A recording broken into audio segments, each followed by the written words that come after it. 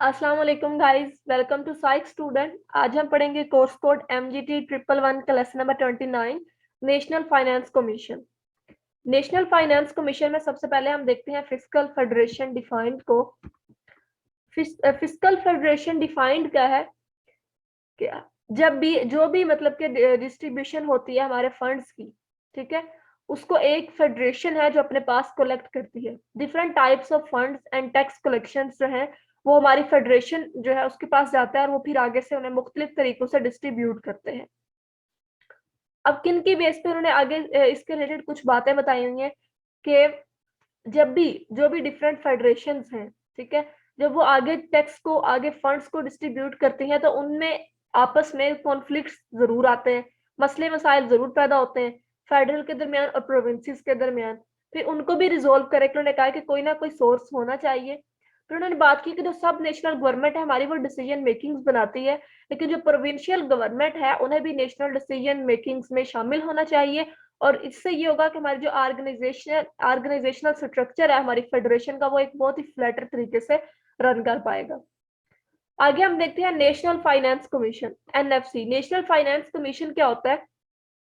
1973 के आर्टिकल 170 के मुताबिक जब भी कोई प्रेसिडेंट नहीं होता है तो 6 मंथ के बाद 6 मंथ्स के बाद वो एक कमीशन बनाता है जिसे नेशनल फाइनेंस कमीशन कहते हैं। उसका क्या काम होता है? वो इसमें ये डिसाइड करता है कि जितना भी टैक्स कलेक्ट हुआ है उसे वो किस तरीके से आगे डिस्ट्रीब्यूट करेंगे, जिसमें हमारे फेडरल गवर्नमेंट के फाइनेंस के मिनिस्टर शामिल होते हैं, प्रोविंशियल गवर्नमेंट के फाइनेंस का मिनिस्टर शामिल होता है और कुछ दूसरे लोग शामिल होते हैं जो मिलकर प्रेसिडेंट के साथ कंसल्टेशन करते हैं, मीटिंग करते हैं, जिसमें ये डिसाइड किया जाता है कि किस तरह फंड्स को आगे डिवाइड किया जाएगा।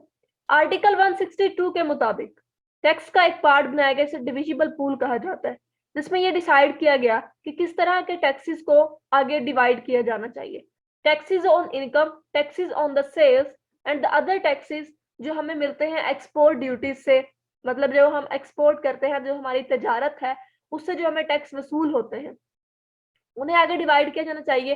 और ये तमाम ड्यूटी ये है स्पेसिफाइड करती है प्रेसिडेंट पे। हमारा जो प्रेसिडेंट होता है वो इस बात को डिसाइड करता है कि किस तरह और कौन सा फंड और किस प्रोविंस को किस बेस पर कितने % दिया जाएगा। नेक्स्ट टाइम पढ़ते हैं लिस्ट बनाई गई इस टैक्सेस की, फंड्स की, जिसे फेडरल लेजिस्लेटिव लिस्ट कहा गया और कंकरेंट लिस्ट कहा गया। और इसको फेडरल गवर्नमेंट और प्रोविंशियल गवर्नमेंट मिलकर इस फंक्शन को परफॉर्म करती है। और उन्होंने ऊपर बताया कि जो फेडरल लेजिस्लेटिव लिस्ट है ये 1973 के आर्टिकल 70 में दी गई, जिसमें 43 to 54 फेडरल टैक्सेस की लिस्ट के बारे में बताया गया। Criteria of vertical resources distribution, दो क्राइटेरिया बताया हुआ है, criteria of vertical, criteria of horizontal.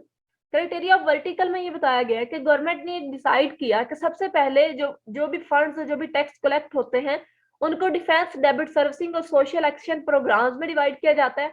उसके बाद फिर जो बचता है उसको डिफरेंट उस क्राइटेरिया की परसेंटेज बना के जो कि 37.55% बनती है, ये डिफरेंट प्रोविंसेस को दे दी जाती है। ये वर्टिकल में डिसाइड होता है। और हॉरिजॉन्टल में ये डिसाइड होता है कि जो 37.55% हमें मिलती है गवर्नमेंट की तरफ से डिफरेंट प्रोविंसेस को, उसको आगे डिफरेंट प्रोविंसेस में कैसे डिवाइड करना है। मतलब 37.55% ओवरऑल प्रोविंसेस की है, तो इसे आगे जो डिफरेंट प्रोविंसेस हैं हमारे उनमें किस तरह डिवाइड किया जाता है।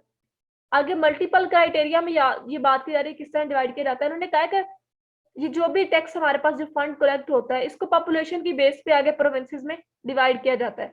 और पॉपुलेशन के लिहाज से पंजाब सबसे बड़ा हमारा सूबा है, जिसकी वजह से इस क्राइटेरिया का सबसे ज्यादा फायदा पंजाब को होता है। NFC की बात की जा रही है। NFC एक वही बात, पहले हमने NFC के बारे में बढ़ के आए हैं। हर गवर्नमेंट, फेडरल गवर्नमेंट 5 साल के बाद एक अवार्ड अनाउंस करती है जिसमें डिफरेंट वीवर पूल्स की लिस्टें शामिल होती हैं और आगे इन अवार्ड्स की कुछ परसेंटेजेस वगैरह बताई हुई हैं, जिस तरह डिफरेंट प्रोविंसेस में जो डिवाइड किया जाता है। Sorry for that, I don't know ये इंपॉर्टेंट है परसेंटेजेस या नहीं है, आप लोग इन्हें याद कर सकते हैं। और आगे सिंपल यही परसेंटेज बताई हुई आप लोग पढ़ेंगे तो आप लोगों को समझ आ जाएगा। जो बात इंपॉर्टेंट थी मैंने आप लोगों को बता दिया और कॉन्सेप्ट भी क्लियर करवा दिया। फिर अगर आप लोगों को कोई भी कंफ्यूजन हो आप लोग कमेंट बॉक्स में पूछ सकते हैं। लास्ट में फिर वही रिक्वेस्ट, मेरे चैनल को लाइक करें, शेयर करें, सब्सक्राइब करें, इससे मुझे मोटिवेशन मिलती है। मिलते हैं इंशाल्लाह नेक्स्ट लेक्चर में। अपना ख्याल रखिएगा। खुदा हाफिज।